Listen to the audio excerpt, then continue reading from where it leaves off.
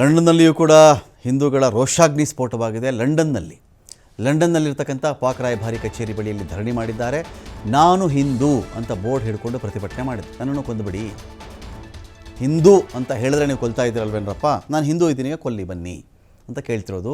ಇದೇ ವೇಳೆ ಪಾಕಿಸ್ತಾನದ ಅಧಿಕಾರಿ ಅಲ್ಲಿ ಉದ್ದಟತನ ತೋರಿಸ್ತಿರೋದು. ತೈಮೂರ್ ರಹತ್ ಅಂಥೇಳಿ ಪಾಕ್ ಸೇನೆಯ ಡಿಫೆನ್ಸ್ ಅಟ್ಯಾಚ್ ಕರ್ನಲ್ ಇವನು. ತೈಮೂರ್ ರಹತ್ ಭಾರತೀಯರಿಗೆ ಆಕ್ರಮಣಕಾರಿ ಸನ್ನೆಯನ್ನು ತೋರಿದ್ದಾನೆ. ತೈಮೂರ್ ಅಭಿನಂದನ್ ವರ್ತಮಾನ್ ಫೋಟೋನ ಹಿಡ್ಕೊಂಡು ಕತ್ತು ಸೀಳುವ ಸನ್ನೆ ಮಾಡಿದ್ದಾನೆ. ಇಲ್ಲಿ ಇದೇ ತೈಮೂರು ಅಭಿನಂದನ್ ವರ್ತಮಾನ್ ಇದ್ದಾನಲ್ಲ, ಆ ಥರ ಫೋಟೋ. ನಮ್ಮ ವೀರ ಯೋಧ ಅಭಿನಂದನ್ ವರ್ತಮಾನ್, ನಮಗೆಲ್ಲ ಬಹಳ ಹೆಮ್ಮೆ ಆ ವ್ಯಕ್ತಿ. ತನ್ನ 3rd ಜನರೇಷನ್ ಮಿಗ್ ವಿಮಾನ ಇಟ್ಕೊಂಡು ಪಾಕಿಸ್ತಾನದ F-16 ಫೈಟರ್ ಜೆಟ್ಟನ್ನು ಹೊಡೆದು ಉರುಳಿಸಿದ ವೀರ ಸೇನಾನಿ. ಸ್ವಲ್ಪ ಕಮ್ಯುನಿಕೇಷನ್ ಆಗ ಪ್ರಾಬ್ಲಮ್ ಆಗುತ್ತೆ.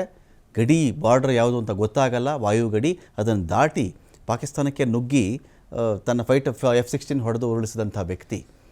ಆ ವ್ಯಕ್ತಿ ಆಮೇಲೆ ಅಲ್ಲಿ ಬಿದ್ದು ಹೋಗ್ತಾನೆ, ಅಲ್ಲಿ ಸೆರೆ ಸಿಗ್ತಾನೆ. ಆನಂತರದಲ್ಲಿ ನಮ್ಮ ಭಾರತ ತುಂಬ ಗೌರವಾಧಾರಗಳಿಂದ ಆ ಒಬ್ಬ ವ್ಯಕ್ತಿಯನ್ನು ವಾಪಸ್ ಕರೆಸ್ಕೊಳ್ಳುತ್ತೆ.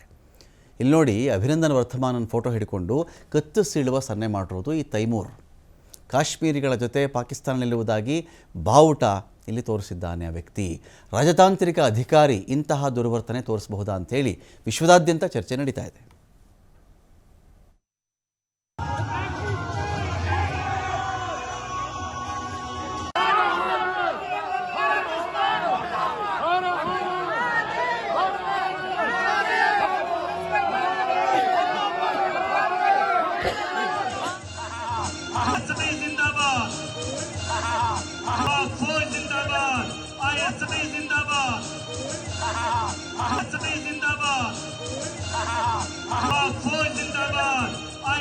जिंदाबाद।